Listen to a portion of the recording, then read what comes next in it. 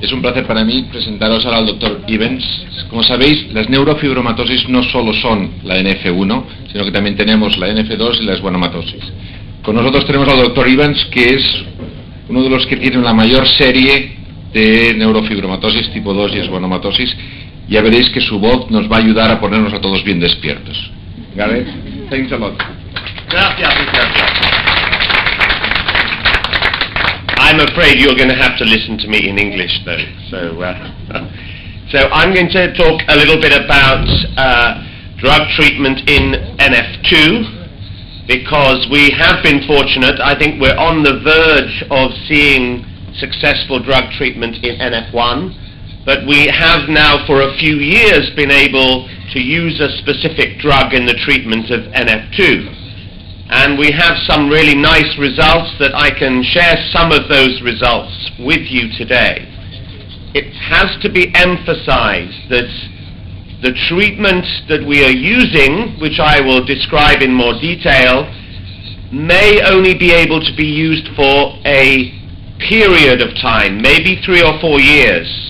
So at the moment we think it will buy us time, and it doesn't work on all of the tumors in NF2, only mainly the nerve tumors, the Schwannomas, not so much the meningiomas, the tumors on the lining of the brain and spinal cord. So in 2008, Scott Plotkin, who is an investigator in Boston in the United States, had the idea of using these two drugs, ilotinib, which inhibits this receptor, EGFR, and the VEGF receptor. This is a receptor of vascular, so blood vessels. So what it does is it tries to inhibit blood vessel formation, because this receptor encourages the formation of blood vessels. Now when we have repair to do, if you get cut, you have to form new blood vessels. Tumors need new blood vessels in order to grow. And so for many years it was thought that these drugs would be useful in treating all tumors, that you could strangulate the cancer by stopping it providing its own blood supply. But actually, this drug has not been very successful. This drug here, bevacizumab, which many of you will have heard of as Avastin, which is the drug company name for it. So these two drugs were tried out in a number of patients in Boston, and also Victor Mautner in Germany tried out this drug, bevacizumab, in a few patients. The treatment involves an injection, so it is an infusion, because this is an antibody. So it is a proteinaceous treatment, and if you swallowed it, it would be destroyed in the stomach. So it has to be injected. And it's given every 2 weeks, but we can reduce that to every 4 weeks if the treatment looks as though it's effective. The main side effects of treatment are impacts on the blood vessel. It can cause thrombosis, so clotting of the blood, and it can also cause bleeding. But in fact, these side effects in patients with NF2 appear to be very low. And in fact, very few patients with NF2 have problems tolerating the treatment. It is not like standard chemotherapy. And when you read about the side effects where it's used for treating people with cancer, the side effects in patients with NF2 is much, much lower. It is very, very well tolerated. So these are some of the early results, and I'm thankful to Victor and to Scott for providing these to me before the publications. You can see here, this is a brain, and you can see the front, there's the nose, and the back of the head, and this is sliced through an MRI scan through the brain, And this is the area where the vestibular schwannomas grow. So these are the tumors on the hearing and balance nerve that are the main feature of NF2. You can see here, this side has almost certainly been operated on at some stage, and this side is where the reasonable sized tumor is, and that's surrounded by someone drawing a line around it. And on this side you can see it's much smaller. Now it's very rare to see such a strong response. We do occasionally see it, and this is what Victor saw in his first patient that he treated. So this was incredibly promising, that a drug would shrink a schwannoma, a benign tumor, in this way. This is another type of tumor you see in NF2, which is an intrinsic tumor inside the spinal cord, called an ependymoma.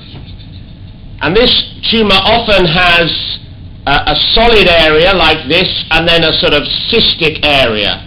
You can see here that this too has shrunk, both the solid and the cystic area. And there is a poster at this meeting from many patients treated in the UK with bevacizumab with ependymoma. And there is no doubt now in my mind that this drug is active not only against schwannomas but against ependymomas.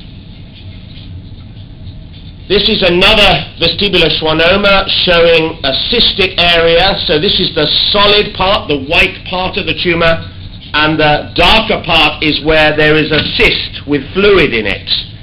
And it does seem to be very good at shrinking these cystic parts of the tumor. Again, you can see this is smaller than here. So the original report is now 5 years ago, where Scott Plotkin got his report into the foremost clinical journal in the world, the New England Journal of Medicine. So this was a very big breakthrough to get this study into such an eminent journal.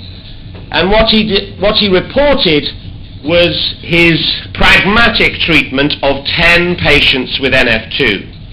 And what he showed was that there was a significant proportion of those patients that had shrinkage of their tumors, but also some patients who regained hearing. So their hearing had gone down because of the tumor, and then the hearing improved with treatment. Some patients had improvements in hearing despite the fact that their tumors didn't shrink. He has now updated this with a further publication to 31 patients who've now been treated out to beyond 3 years.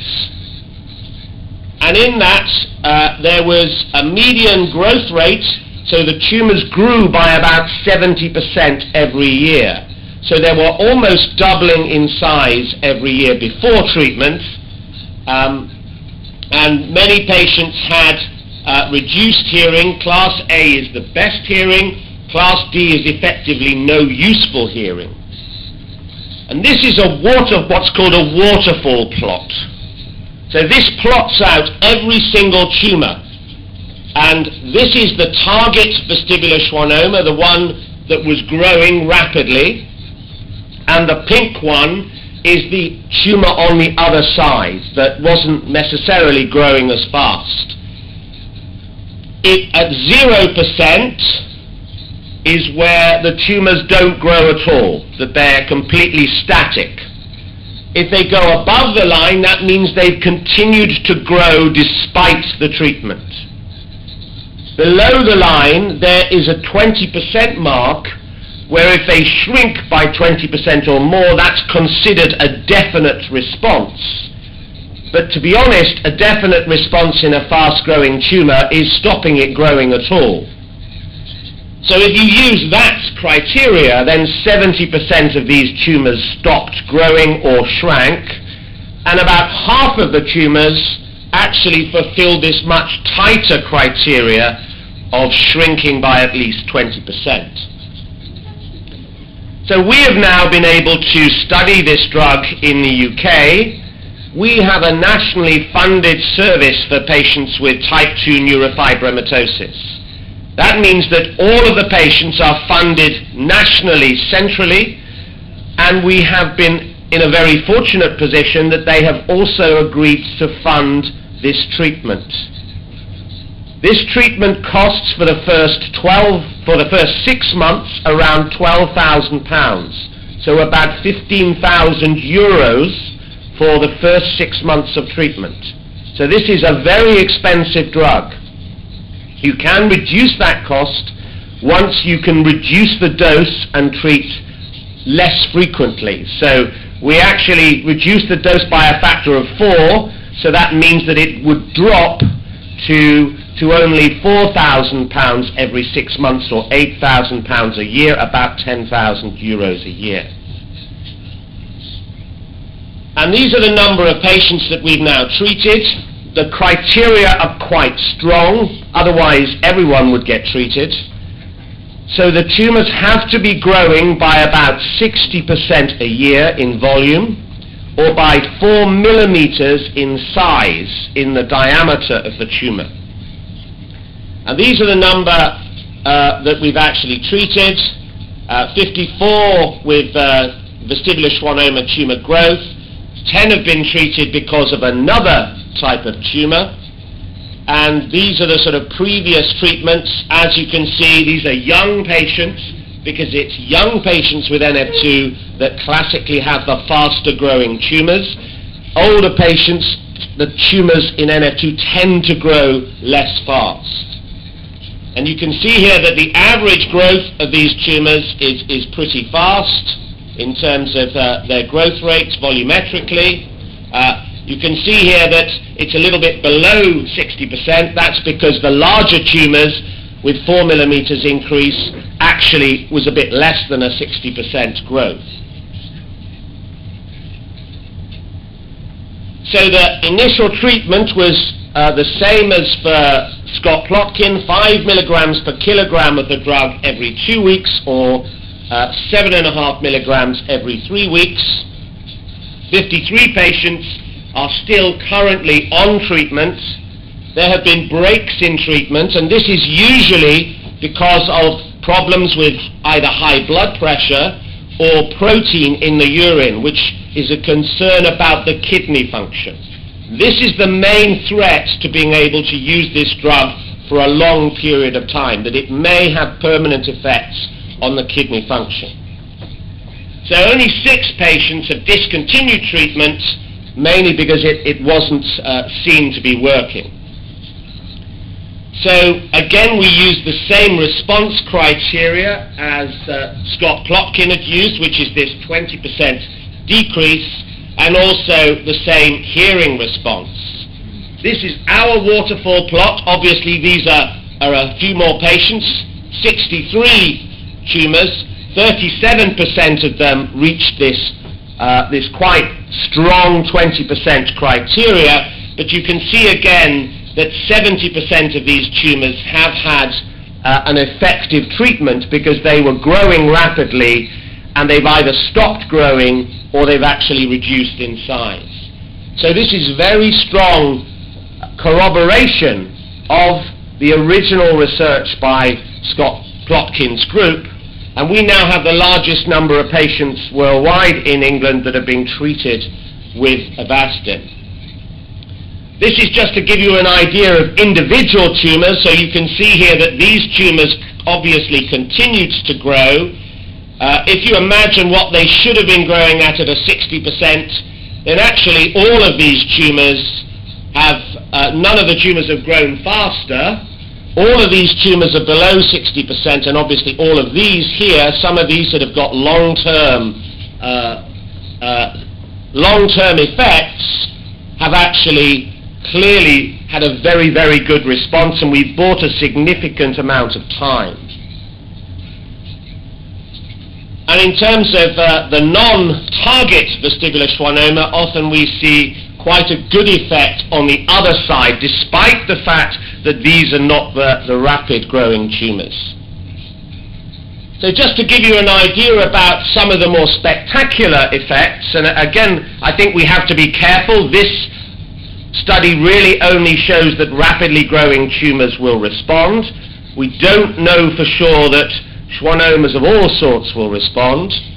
But this is a boy who was 17. He had predominantly spinal disease, so schwannomas in the spinal column that were pressing on all his spinal nerves.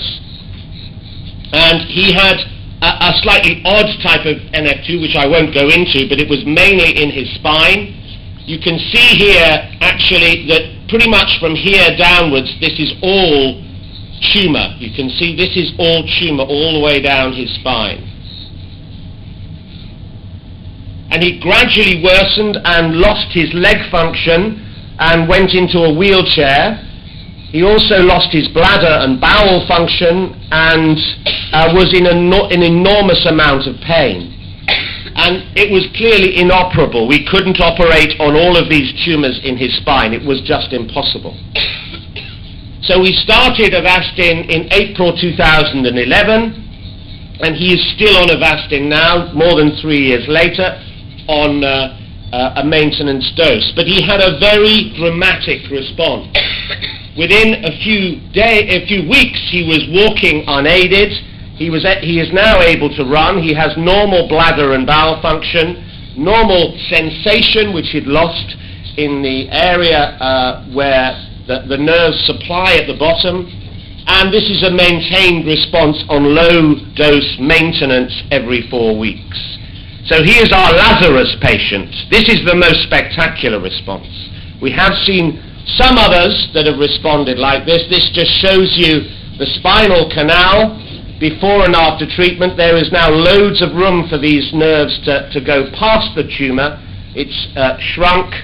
He's now off all or the vast majority of his pain relief.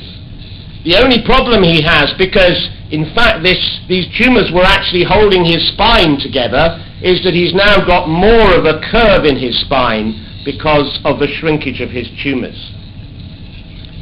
So the biggest effect we've seen, because we now have a drug treatment, is we're doing less vestibular schwannoma operations, because the drug is meaning that we don't have to do so many operations to actually treat patients with NF2. And also, we're having to do less operations for ABIs, which are brainstem implants and cochlear implants, although you can see here that there are a few more patients having them in the last year, although these are mainly cochlear implants. So these are on patients who still have an intact nerve, and that means that it's a slightly different group. So that's the good news, that really this drug has found a major place in the treatment. But it is a very expensive drug. It has only been shown to work on rapidly growing tumours, so you have to be careful not to interpret it that it will work for everyone with NF2. And there are some long-term effects. So you have to choose the right time to treat someone. Probably the wrong time to treat someone is when they've got tiny tumours, when they're 11 or 12 years of age, and you'll lose the opportunity of being able to treat with the drug later. We also have some concerns about treating young children before they've finished their growth, because it may affect their growth. And there are serious concerns about the long-term effects on kidney function.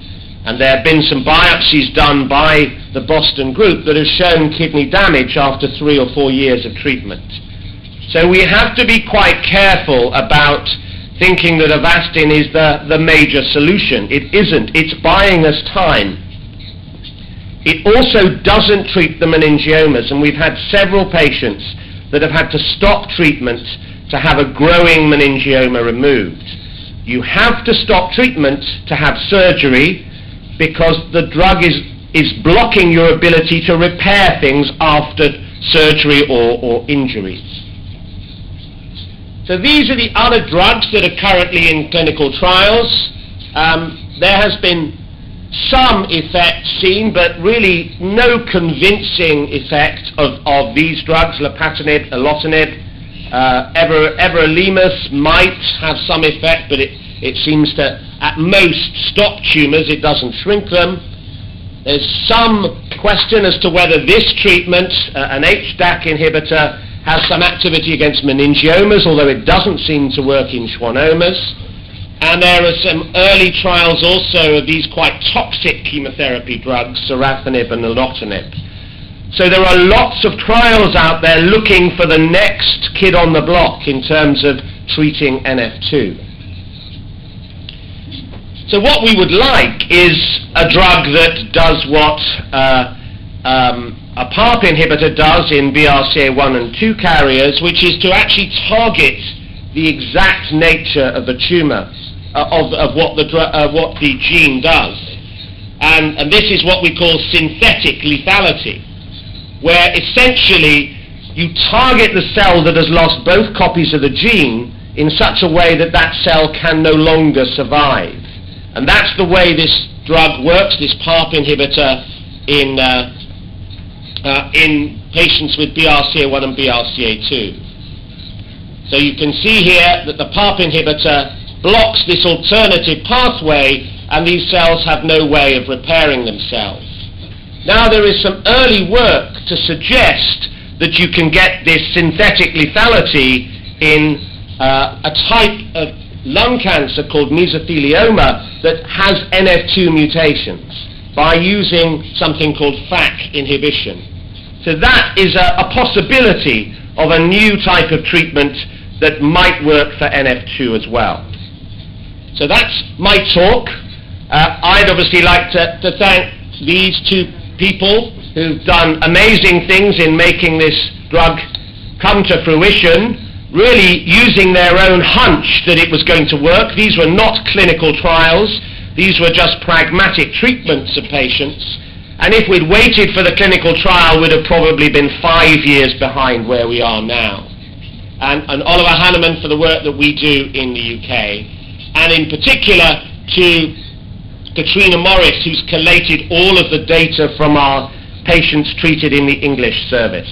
Thank you very much.